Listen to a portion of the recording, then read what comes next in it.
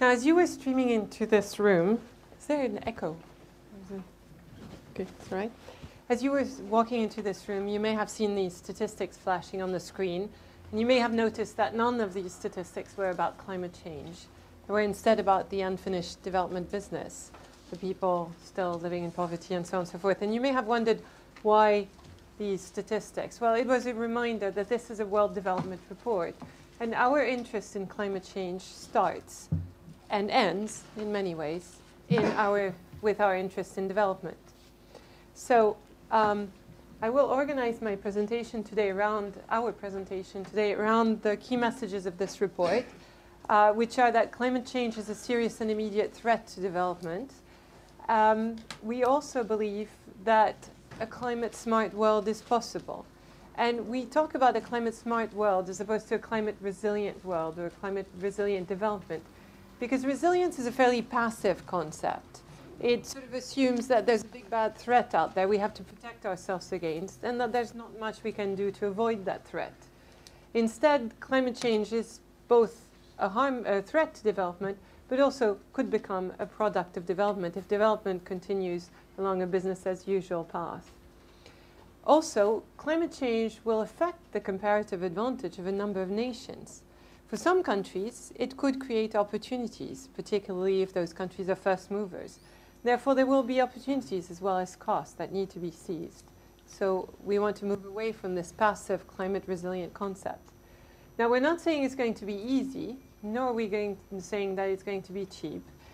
We think that it'll take a number of actions, which the meat of the report is about, which we've grouped around in three broad categories of acting now, to tackle the tremendous inertia that exists in both the climate systems and in the built environment and in human behaviors and institutions. It will require acting together, both for efficiency and equity reasons, and it also requires acting very differently than we have in the past. In fact, to tackle this, what is a very complicated problem, we will really need to call upon all the ingenuity and innovation that we're capable of. Now, when we present that this way, it sounds like a very tall order. And one of the questions that arises is what makes us think that all this can happen? Is there a reason for optimism as we're on the road to Copenhagen? Well, we believe that there's new resources, new instruments, and pressures for actions that are bubbling up, and that if we manage to harness these properly, if we manage to encourage them, we really have some ground for optimism. Let me start with the argument about climate change being a serious and immediate threat to development. Let's start with the scientific consensus. Again, this is not a climate change report. We take most of our science from the IPCC and peer-reviewed literature. But I think we do need to start with this. And here what I'm showing you is what has been known as the burning amber chart. In 2001, over 2,000 scientists got together to prepare the third assessment report of the IPCC. And they've summarized their finding in this chart, in this burning amber chart, which groups possible impacts and the different severity of impacts in a number of categories, ranging from the risk to unique and threatened systems to the risk of large-scale catastrophes such as sea level rise rising from the melting of major ice sheets. And the coloring, yellow means a danger that is the risk of which is increasing and the severity of which is increasing. And red is where they believed that both the danger was very real and the severity was very significant. 7 years later, or 6 years later, in 2007, they got together and concluded they had been too optimistic. In case you missed my very subtle shift here, let me do it again. When they revisited their findings in light of new scientific evidence, they concluded that it was appropriate to lower the red and the yellow bars in there. So that today, at 0.8 degrees centigrade above pre-industrial, we're already in the yellow zone. And 2 degrees centigrade, which is the minimum amount of warming that we're committed to, we will be in the red zone. We will be in areas that are of uncomfortable dangers. Now, that was a scientific consensus. What about the development consensus? Well, there is a strong consensus there that the poor will suffer the most as a result of climate change. The poor within country and the poor across countries. And that is a deeply unfair situation because, as you probably know, developing countries are responsible for a very small share of the greenhouse gases currently in the atmosphere, 36%.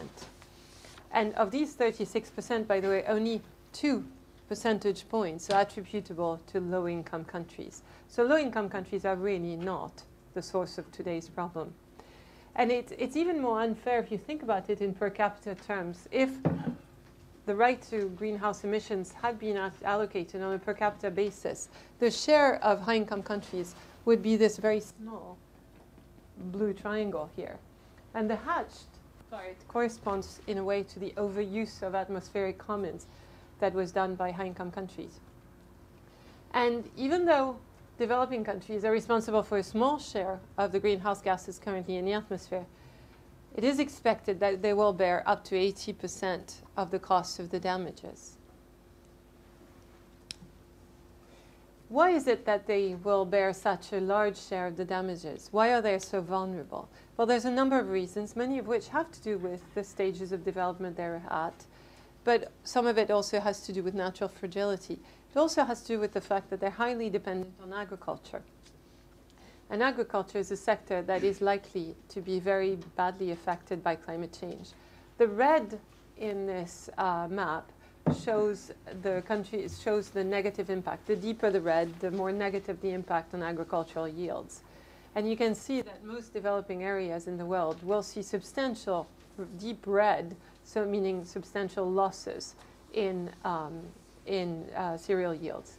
In fact, there is one statistic that we cite in the report that suggests that with 2-degree warming, 2-degree warming would cost the world, in terms of impact, the equivalent of 1 percentage point of GDP. But that's for the world as a whole. This would be about 4% of Africa's GDP and about 5% of India's GDP.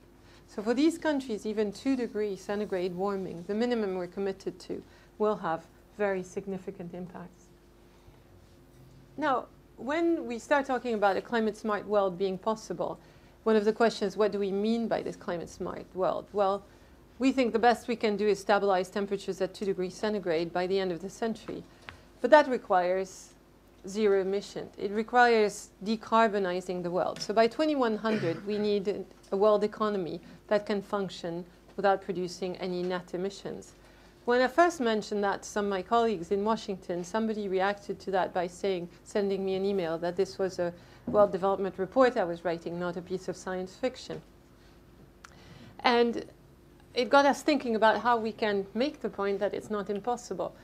And while we cannot prove that it's possible, we can make the argument that we've never tried before. There's absolutely no reason to claim we can't do it. We've never tried. And this is what this chart is supposed to show you. Public investment in energy R&D today is $13 billion. Now, $13 billion may seem like a large amount of money, but it's how much America spends on pet food and how much my own country, France, spends on cheese. It is not, by any stretch of the imagination, a lot of money to spend on energy research and development. Now, the private sector spends a lot more money on energy R&D. They spend between $40 and $60 billion.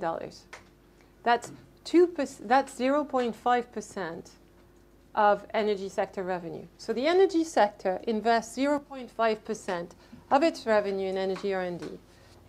That's in contrast to innovative industries such as telecommunication that spends 8% of its revenue on R&D, and pharmaceutical that spends 15% of its revenue on R&D. Clearly, the energy sector is not an innovative industry today. And while we don't spend a lot of money on energy R&D, we spend quite a lot of money subsidizing petroleum product and energy sector in general. Another pushback that we got was we can't afford it. Our argument is we cannot afford not to. Now, the gradualists, for those of you who are economists who have followed the economic debate, you must be aware about the sort of the two ends of the spectrums, which are Stern on one hand, who says, look, we need to act now. It makes economic sense. We shouldn't have such a high discount rate. We should factor in non-market impacts. Once you do that, and you do a certain number of what he thinks are very reasonable assumptions, then there's a very strong economic case for action. And he finds that there's an economic optimum, which is approximately temperature warming about 2.3 degrees centigrade. At the opposite end of the spectrum, there's Nordhaus, who makes different sets of assumptions, which I have no grounds to argue are the wrong ones. I may agree or disagree, but I can't prove to you that they're right or wrong. But he concludes to the fact that the economic optimum, what would make sense, is a much more gradual approach to climate change, waiting till we're richer, till we have better technology to intervene. And therefore, he concludes that the economic optimum should be a warming of about 3.6, 3.7 degrees centigrade. Big difference between the two. Now, what's interesting, and what I'd like you to remember from this graph, is not where these stars are, but instead the fact that this curve is incredibly flat. What does it mean that this curve is incredibly flat? It means that moving from Nordhaus's economic optimum to the approximate 2 degrees that we think is right will not cost you a lot more. Here we've priced it, or we've looked at the trade-off in terms of foregone consumption. And it's very small. It's 1/3 of a percentage point of GDP, or in this case, consumption. Why is that? Why is this curve so flat? Well, essentially, it has to do with, I think Stern is the one who puts it, who reminds us that we have to contrast the cost of action with the cost of inaction. Whatever you don't spend on mitigation, you end up spending on adaptation, or you lose in the impacts. So there isn't a huge amount of difference between his economic optimum and a much more ambitious approach. Now, 0.3% of GDP is still a certain amount of money. So a question is whether it would be socially acceptable for the world at large to spend that. And there, let me remind you of another statistic, which is that the world today spends 3% of GDP on non-life insurance. In other words, by increasing what people spend in terms of insurance premium by about 10%, we purchase something that could be called climate insurance. Now, obviously, if you believe in Stern, then it pays for itself. If you believe in Nordhaus, Nordhaus himself writes in his book that we could think of this as climate insurance. Now, the fact that it's worthwhile, the fact that it's feasible, doesn't mean it's going to be easy, as I mentioned before. So let me talk now about some of the things that need to happen for a climate-smart world to come about. Number one, we need to act now, because today's action determine tomorrow's options. There's tremendous inertia I mentioned in the climate system. Most of you know that emissions lag concentration, right? So even if you stop emissions now, concentrations will remain what they are for decades to a century. And then temperatures will continue increasing even once concentrations have stabilized for a couple of centuries. And sea level rise will continue rising for up to millennia because of the dynamics of the exchange of the flows. So that, and this is due either to thermal expansion or the melting of the ice sheet. So if we want the climate to stabilize at 2 degrees centigrade, we need to start reducing emissions by about 1.5% per year, starting now. If we wait for more than 10 years, we will not be able to stabilize the climate at 2 degrees. So this inertia in the climate system determines what is in fact feasible. But inertia in the built environment determines the cost. When we build a power plant, we build it to last 40 to 60 years. When the way we design a city determines choices that people make about housing or transportation for up to a century to come. And it's much more expensive if we wait, and over the next 10 to 20 years, a vast majority of the world's infrastructure will be built. We cannot just say, oh, let's wait till we have better technologies. In China, by 2015, half of the building stock existing will have been built in the previous 15 years. If today we built all the power plants, all the coal power plants that are in the books in all the countries in the world, these power plants will emit more CO2 than have been emitted in the history since the 1850s. So there is a moment at which we need to make this step. If we want to get onto a low-carbon growth path, it becomes incredibly cheaper to do it now than to try to retrofit later on.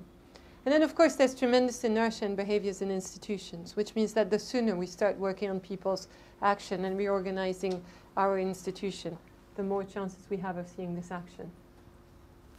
Now, the second message is we have to act together. And acting together has to start with high-income countries taking the lead. And there's a number of reasons for this. I mentioned both equity and efficiency. But the equity story is, I think, fairly well evidenced by this chart. Here, what we've tried to contrast, and the message we want to get here, is that high-income countries can do a lot without sacrificing their lifestyle. This is the emission reduction that could be obtained by switching the fleet of American SUVs, or SUVs in America, switching those to normal cars, sedans, I think they're called, with European fuel standards. It's not exactly hardship transformation, right? The emission reduction you get from that is equivalent to the emission increases that would be produced if we were to provide electricity to the 1.6 billion people in this world that do not today have access to electricity. This is quite a stark reminder of that unfair use of the atmospheric commons that I was talking about earlier. However, that is not the number one reason why high-income countries need to take the lead. The number one reason high-income countries need to commit to stringent targets is because unless they do, we will not get the investments in new technologies that we need if we want to be able to switch, if we want to be able to have a low-carbon development path. We will not get the scaling up in demand for these technologies that will enable the private sector to build them at the scale so that the price goes down. So that really is why we truly need to get this. But the fact that high-income countries need to act first doesn't mean that developing countries have nothing to do. All have a role to play if we want to be able to mitigate at a reasonable cost. Somewhere in the report you might find eventually a statistic that suggests that we could probably mitigate and get ourselves to 2 degrees centigrade by only spending approximately 0.5% of the world GDP on mitigation. It's not a huge sum, but that's entirely dependent on mitigation being done efficiently, mitigation happening whenever and wherever it is cheapest to do so. This here is the McKinsey marginal abatement cost curve that many of you may be familiar with.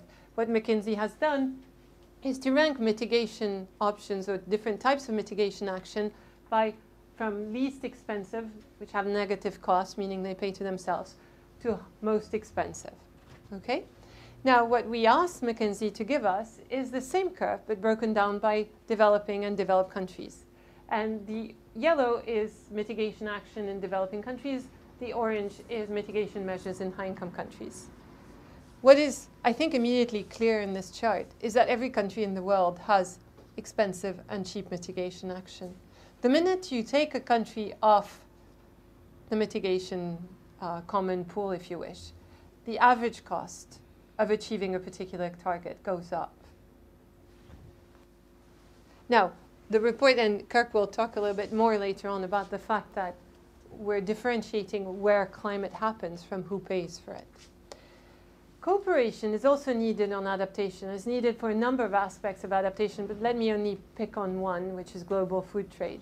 With climate change, we expect to see many countries having much more difficulties producing, being self-sufficient in terms of food. Many more countries will more often have to rely on international food trade. But as the recent food crisis showed, the global food trade depends on very few countries. It's an incredibly thin market. Orange are exported cereal. Green are imported cereal. There are very few countries or groups of countries where the orange is substantially larger than the green. There are really three: North America, Russia, and Australia. You have a drought in one of those, it spells serious trouble for all these other importers. Now, there's a number of things that can be done internationally to try to remediate that. And now, since we talk about acting differently, let me give you a little bit of difference here.